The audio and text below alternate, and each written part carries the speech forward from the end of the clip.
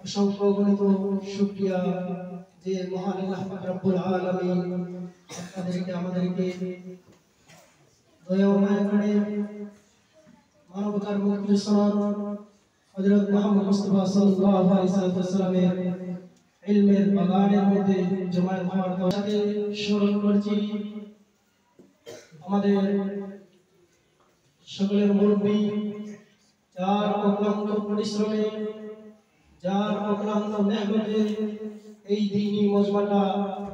গড়ে উঠেছে, তিনি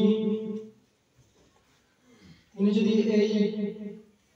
দ্বীনের মজমার পিছনে মেহনত না করতেন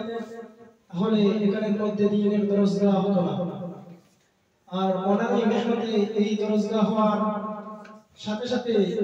আরো সুবর্ণ সুযোগ আমাদেরকে করে দিয়েছেন যে আমাদেরকে আল আজিজ ছাত্র সংসদ নামে একটি সংগঠন ছাত্র